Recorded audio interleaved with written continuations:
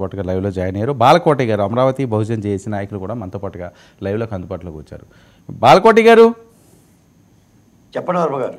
ఏంటి రైస్ రెడ్డి గారి లీలలు? నిన్న పవన్ కళ్యాణ్ గారు అంత అసహనం, అంత ఆవేదన వ్యక్తం చేయడం, అసలు నన్నే షిప్ దగ్గరికి వెళ్ళనివ్వట్లేదు, నేను ఒక ఉప ముఖ్యమంత్రిని, దేశంలోనే తనదైన ఒక మార్కు సాధించుకున్న నేత బహిరంగంగానే ఈ రకంగా మాట్లాడుతున్నారంటే, ఒక చిన్న ప్రాంతం కాకినాడ లాంటి ప్రాంతంలోనే వీళ్ళు మాట చెల్లటం లేదు అంటే అది ఎలాంటి సిగ్నల్స్ వెళ్తాయి బయటికి? వర్మ గారు నమస్తే. డిబేట్లో ఉన్న మిత్రులందరూ కూడా నమస్కారాలు.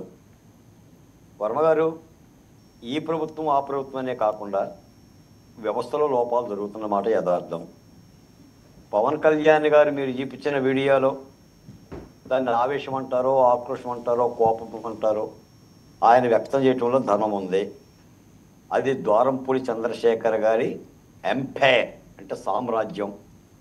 ఆ మాట నిజం. ఎన్నికలకు ముందు అక్కడ జనసేన కార్యకర్తలను ఉరికిచ్చి కొట్టిన మాట నిజం. ఆయన పేరే రైస్ స్మగ్లర్లో వాళ్ళంతా కూడా ఏమండి, రైస్ రెడ్డి గారు ఆయన పేరు. రైస్ రెడ్డి గారు. నాకేమవుతుందంటే నేను ఫాలో అయ్యా కాకినాడ విషయాన్ని. పవన్ కళ్యాణ్ గారు నటించిన సినిమాలో లాగానే ఏదో పెద్ద ఓడ వస్తుంది.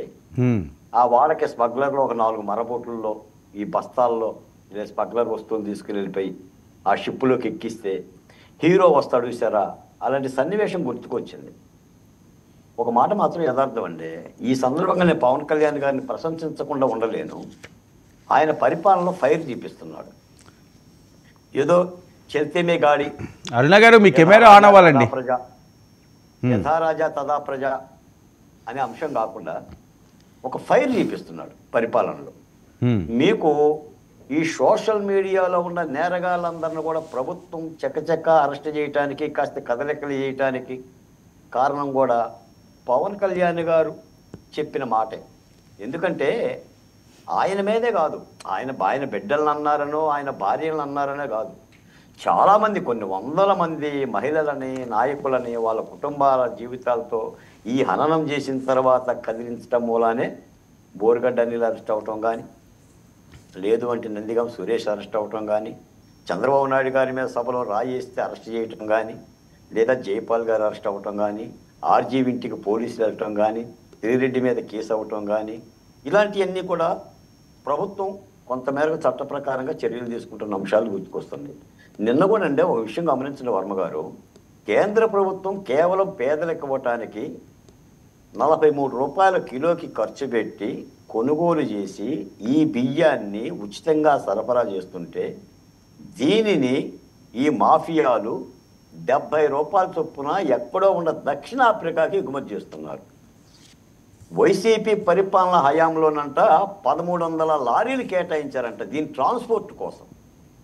నిజంగా ఎంత విచిత్రంగా ఉందంటే, మరి పేదల సంక్షేమం పేరు మీద ఇస్తున్న బియ్యాన్ని అక్రమార్కులు, విక్రమార్కులు కొన్ని వేల టన్నులు అమ్ముకుంటున్నారంటే మరి దీని మీద చర్యలు తీసుకోవాల్సిన అవసరం ఉంది కదా. గత ప్రభుత్వంలో ఇలాంటి కార్యక్రమం ఒకటి జరుగుతుందన్న విషయం కూడా మనకు తెలియదు కదా. ఈ రోజున పవన్ కళ్యాణ్ గారు అక్కడికి వెళ్ళి మాట్లాడి తనను కూడా ఆటంకాలు కలుగు చేస్తున్నారు, నాకు కూడా విషయాలు అధికారులు చెప్పలేకపోయి ఆయన ఫ్యాక్ట్గా మాట్లాడాడు. నాకు తెలిసి పవన్ కళ్యాణ్ ఆ మధ్యలో ఉండమాట అనుకుంటాడు తప్ప అరువు తెచ్చుకొని మాట్లాడే వ్యక్తి కాదు. ఆయనగా పెద్దగా తిమ్మిని బొమ్మిని చేసే రాజకీయాలు తెలియవు. ఎందుకంటే చాలా చక్కగా మాట్లాడతాడు. మీకు ఒక మాట చెప్తాను, మీకు ఒక మాట గుర్తు చేస్తాను. ఈ మాట వినండి. జగన్ గారిని తప్పాల్సింది పోయి, నన్ను పొగడాల్సింది పోయి